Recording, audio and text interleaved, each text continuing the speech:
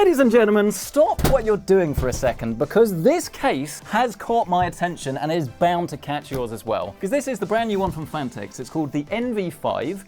It shares the same sort of design language as the NV7 that we tested around about 6 weeks or so ago. But frankly, I thought that case was just a bit too big. I mean, that's absolutely fine. If you need a big chassis, that's obviously what you're going to go for. But most people are probably going to be looking to something like this. But fascinating to me is that this is actually not a particularly expensive chassis. I mean, to be fair, the main thing that Phanteks have actually done here is listen to me and have opted to not actually include any fans with this at all, which is what is able to bring down that price quite a lot. You've still got tempered glass on the front, on the sides, and if we swing this round to the other side, hopefully we shall see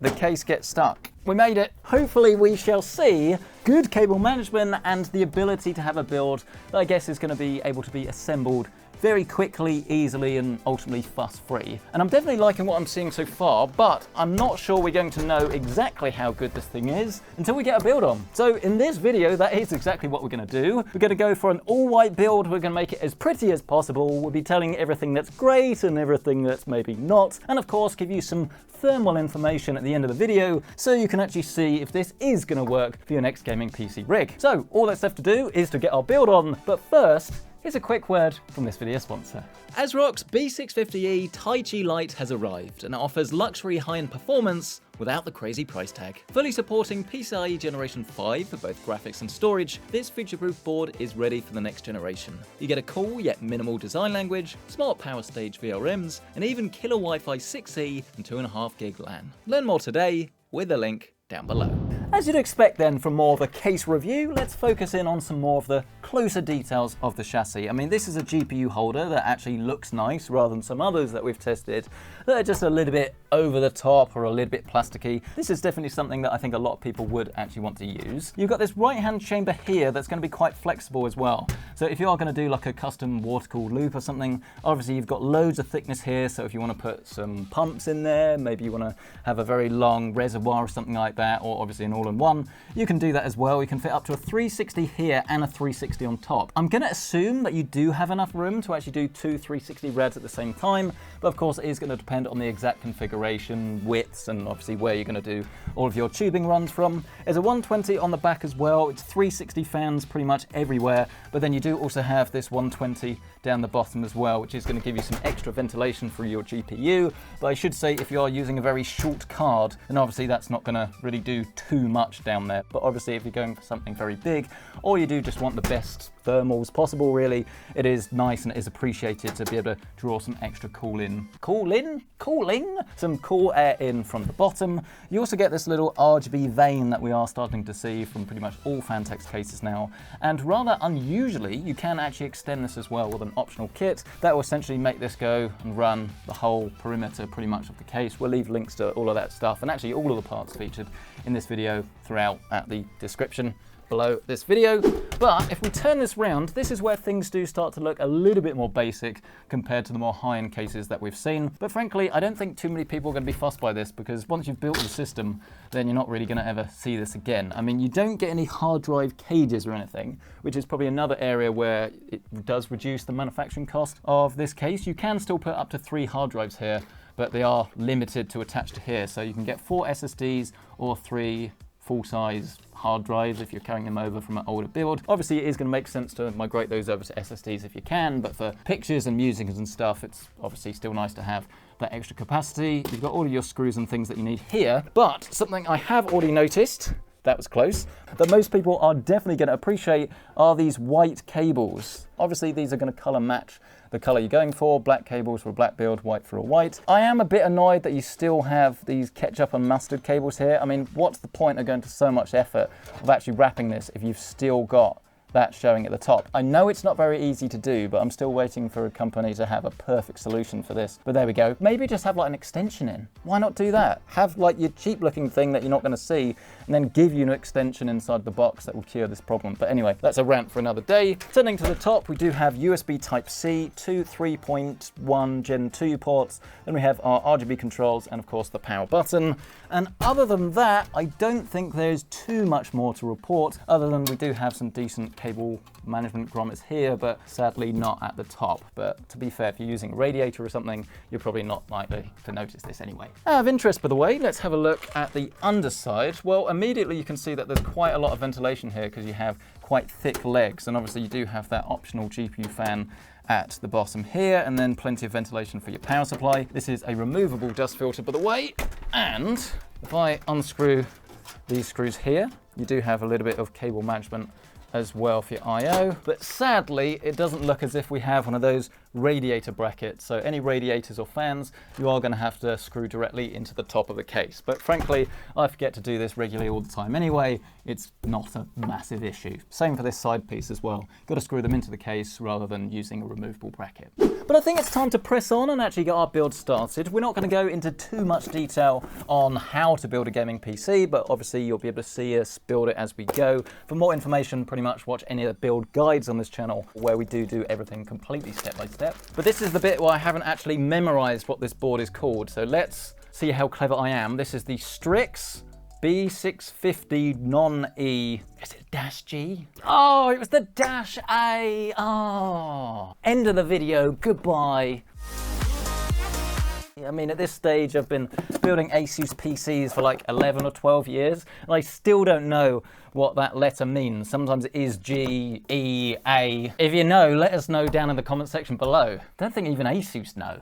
Now this, of course, is an AM5 motherboard, which means we're going for an AMD CPU. The exact one that we're using here is the 7700X from AMD. If you can get hold of the 7700, I would advise doing that, as it is a little bit cheaper and it runs a lot cooler. But as we're going to be doing some testing of thermals, I want to use something that does generate a little bit more heat. Nothing crazy, nothing like an i9, but probably this sort of CPU a lot of people are going to be using in this case.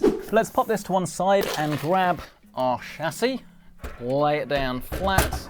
As you'd expect, all of the standoffs are pre-applied for ATX, and you do have this little knobbly bit on this middle one that should go ahead and catch our motherboard. So let's go and demo that now. Yeah, looks like there's plenty of space here.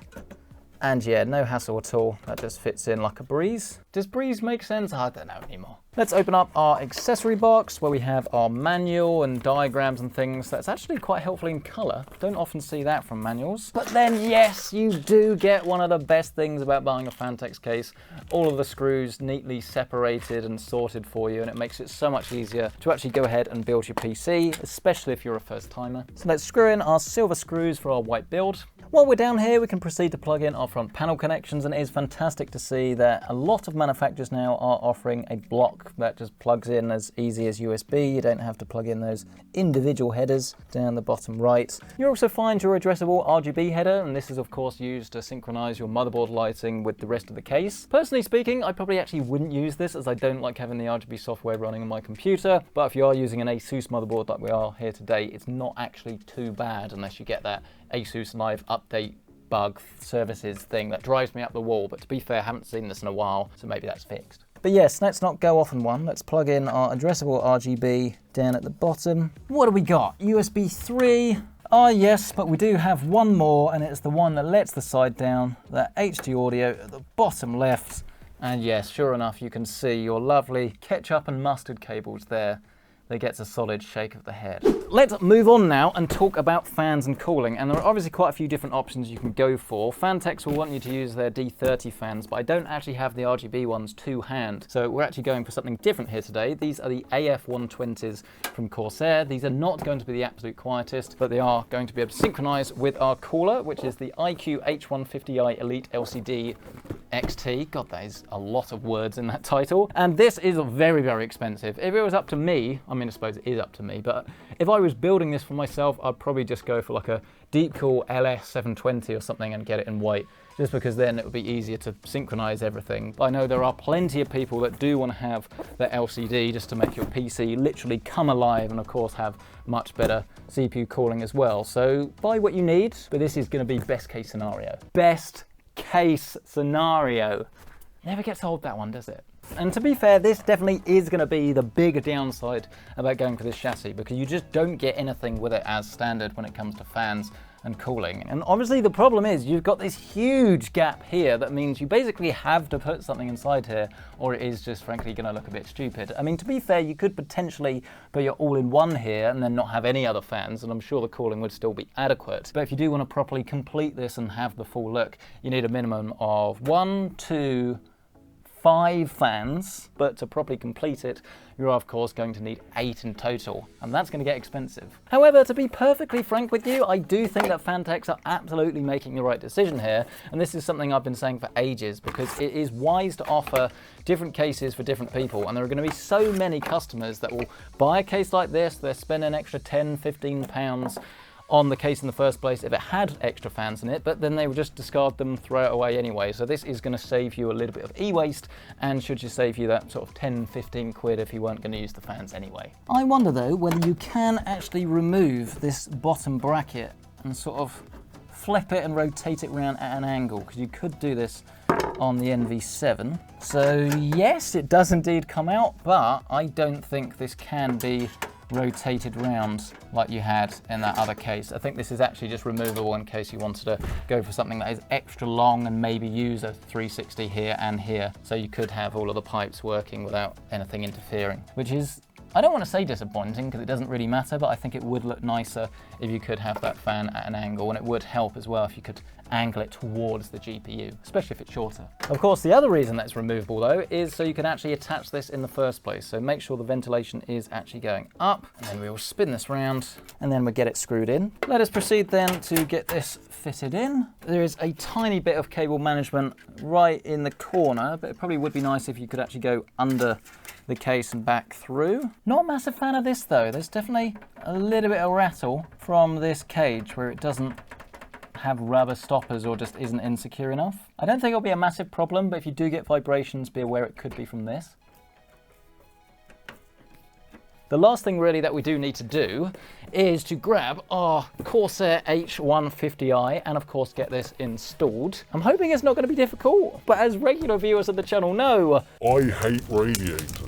Let's do ourselves a quick little test fit. If we were going to put this at the side, you would have loads of room actually if you did want to do 2 360 radiators. I imagine, as I say, not every single configuration is going to work, but most of them should. So you've got loads of room here, which is cool. And even if you want to do push-pull, but just for testing purposes, as long as you can fit these 3 layers, you should be fine. But yeah, do be careful on the sort of size of your RAM. We're going to place our fans on top with the blades blowing air through the radiator and up out the top, and obviously make sure that the cables are going to be landing the right way, so you can of course tuck them around the other side. And you just line it up with the top, grab your screws and get this fitted down. Feed the rest of these black cables through to the top. That, to be fair, once again, probably is the right choice because it blends in with the PCB. And then we can get to the bit that you've no doubt been dreading, the cable management. And it doesn't look as bad today because all of the cables are white, but I assure you there's just as many as there normally are. However, we are going to be remedying this a bit with our different controllers. So all of our case fans are going to be on this one. We can do up to 6 on this. I think actually we get our back plate and put this back on because our controller is going to mount on the inside of this. And then we will proceed to do the same with our all-in-one pump controller. I say pump controller, this is actually the fan controller, but you get the gist. That can go at the top there. And then when we close that, once everything's managed, everything will be very neat. Well, it certainly feels like a mess, but I'm hoping this kind of just goes away now that everything's plugged in. Yeah, it's a bit weird because obviously when you open the door, well, you're going to see it all again, but out of sight, out of mind. So I guess with that, the only real thing left to do is to install our graphics card and of course our power supply. I'll do the GPU first because let's be honest, it's just a lot more exciting. And this is one that you might struggle a bit to locate if you want to buy this for yourself, but it's one that Colourful sent out. It's part of their iGame branding, and this is probably the most beautiful white GPU that I own here at PC Centric HQ. I mean, okay, it's in a little bit tight, but if you can ignore that, you will find one of the most beautiful graphics cards I think you can get your hands on. I mean, look at that. It's definitely a bit out there. Not everyone is gonna like the pink accents and things, but I think if you are going for a white build and you want it to have just that little bit extra flair, this is definitely something that is quite unique. I'll see if I can track this down and find a site that does have it, but yeah, this is a 4070 Ti, so this is going to be perfect for 1440p, maybe even a bit of light 4K gaming. Depends on the game, of course. What is this going to look like? I'm thinking pretty darn awesome, but you never know until it's in.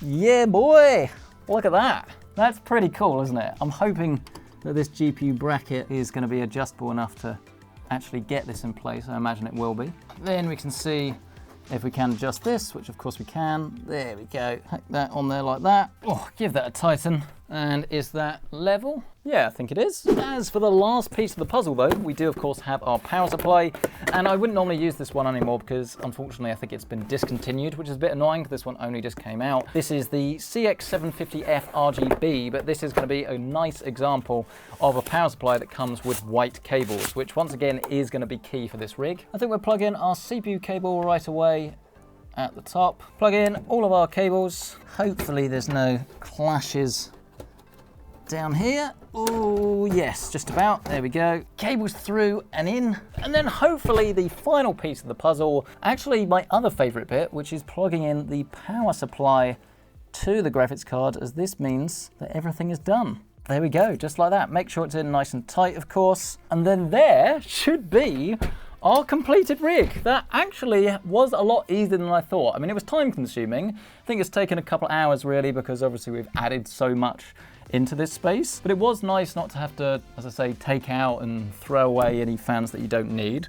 I would like a little bit more cable management down the bottom for that lower fan, and some form of angle bracket that I'm sure you can buy third party would make a lot more sense, because then you can actually angle it towards this GPU. I'm not sure this is going to do that much other than just aesthetics, but to be honest, when you've got this sheer amount of fans in the first place anyway, I don't think it matters too much. You could also incorporate more pink accents throughout this. Maybe if you're artistic, you could add a little bit of some decoration down there. But I think once you have like some pink RGB on this lower strip and then maybe make the rest of the fans a bit more tasteful, I think you're gonna have a pretty well themed rig, and I'm really excited to get this thing turned on. Only thing I should show you before we do that is around the back, and actually I'm pretty pleasantly surprised because this is the PC Centric minimal cable management. This is zero effort basically, beyond what I think everyone will do.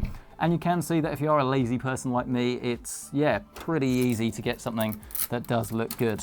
Maybe use that strap as well for that. So yeah, definitely very, very impressed with the build process. Very streamlined, very easy, not absolutely perfect. And as I say, the fans are gonna be an extra cost. But beyond that, for 85 or 95 pounds for this white version, consider me impressed. Let's proceed to get this thing turned on though, shall we? We need to see if it works, which means plugging in our monitor. Probably need a keyboard and mouse. Oh, and look what I just found. It's the PC Centric mouse mat that, yes, I will profit from if you buy this. #ad.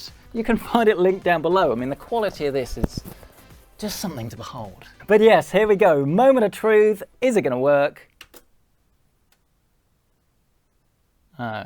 It does actually look as if it's all plugged into the right place. I mean, there's nothing lighting up on the motherboard, which is never a particularly good sign. Well, it's not the power supply, because I'm testing this now.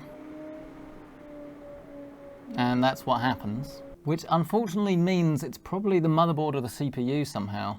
Right, okay then, give me half an hour a day, I don't know, however long to sort of swap some bits out and get this to work, and I will give you the temperatures, but I might be wearing a new t-shirt by then. I told you, didn't I? I told you it was going to take a while to fix. As you can see, we have swapped out the motherboard, and that did fix the problem. However, what we've got going on here is actually a lot more sinister than that, because I did it all quickly just to sort of test what was working. We tried the power supply, swapping out the RAM, those different sorts of things. But actually, we did get it working, and then I tightened all of the screws on the motherboard with the new NZXT one that you can see here, and then we actually ran into the exact same problem, which to me actually indicates that it might be the case having some form of input, shall we say, into the demise, if you like, of our system. I think it's just down to the standoffs, and maybe there's a bit of the motherboard that was sort of touching the metal tray, or there's something weird going on there anyway. So if you are gonna build in this case and you do experience the same problems, do what I've done here, which is to sort of loosen up the screws and see if that can help to fix the problem. I will be looking into this, and I'll be updating this with some notes and things so you can see exactly what the problem was. But if you ask me, if I test this after this video and then this motherboard works in the exact same orientation, and obviously we saw the same problem with this motherboard, then I'm thinking it is the actual screwing of the motherboard that could be causing us some issues here. But anyway, let's press on and actually sort of talk about the rest of the build on the case. But what we can all agree on is just how fantastic this case and this build looks. I mean, yes, obviously you are going to have to add a lot of the stuff yourself. The case can only take you so far, mainly really being those fans, but actually I really like the look that we've got on going here with this like Corsair watercolor, and it really does work quite nicely as well with this NZXT motherboard, because you've now got this full white theme. We've even got a GIF on the cooler, so this is definitely a very high-end build, make no mistake about it. But I think it really does show that this case can accept the hardware and really can show it off in its best light. But I think it's now time to do the peel. This is definitely the bit I've been looking forward to do this entire video. And just like that, we now have our rig. Actually, maybe there is one more on the front. We've got a double peel here today. Yeah, come on, that looks absolutely sublime. And when I was testing this last night as well, we had the lights off and we could sort of see this in its full glory, and it really did look absolutely gorgeous. But obviously it's not all about looks, it is also about thermals and performance. Obviously the noise levels and things are gonna depend purely really based on the hardware that you put inside it, how much heat it generates, how good the fans are, how low you tune those fans, but it should give us a good idea of what's capable if you're gonna do this high-end rig. Right then, so here we are. This is the latest version of Cyberpunk. We've got this running at Ray Tracing Ultra 4K DLSS performance with frame generation, and actually the frame rate is very impressive. I mean, I did say this was a very flexible graphics card. We're currently getting around about 90 FPS. The latency is good as well, about 50 milliseconds or so whilst recording, so you're probably going to get about 45 milliseconds or so if you were not. But yeah, this is definitely a very nice, smooth experience. We've got all of the bells and whistles. It shows you the full capabilities of this machine. But obviously this is more about the case itself. And it's a bit of a tough one to test really, because it is going to be all down to what you put inside this. I mean, we've got so many fans in here. Obviously the temperatures are going to be great. I mean, what's that? 62 degrees on the GPU and 59 on the CPU. I will also say though that this is overkill really, this CPU cooler for a 7700X. You don't necessarily need that, but clearly there's a lot more potential in here if you did want to go for like a more heat generating i9 or something. It is nice to see that if you are going to populate this, you do have some fantastic airflow. I still think this fan down the bottom is not the most useful in the world without it being angled. But other than that, I don't think you're going to have any problems whatsoever. Just make sure that you do tune your fans, because even though I've done that, this is already, it's definitely not loud, but it's slightly louder than I would want. So I would tune this again, but this should give you an idea. Now, if you have any noise in the background whatsoever, you're not going to hear that, but there's clearly a lot more potential in here for a better tune. So yeah, there you go. Plenty of performance, plenty of thermal performance as well. But with our exact configuration here, we're not really using much of it. So there you go. Let me know your thoughts then on the NV5. Is this a case that really does take your fancy? Do you agree with me that the price of this is excellent, and if you are going to upgrade the fans anyway, then that's actually a good thing? Or would you rather go for a more value-orientated option that has decent enough fans included and then you wouldn't bother swapping them out? Let me know down in the comment section below. We'd love to hear from you. If you have enjoyed this video, please smash the like button and of course get yourself subscribed. And if you do want to check out current pricing on anything that was featured in this rig, including the case itself, you can find that link down below with my Amazon affiliate links. And while you're down there, why not plan your next motherboard upgrade? ASRock's new Taichi Lite series is all about performance and features without unnecessary cost. The B650E Taichi Lite supports AM5 Ryzen processors, DDR5 memory, a PCI Generation 5 SSD, and even future Gen 5 graphics cards. Make your dream upgrade today with ASRock. Just hit the link down below. Thank you so much for watching this video. We'll catch you in the next one.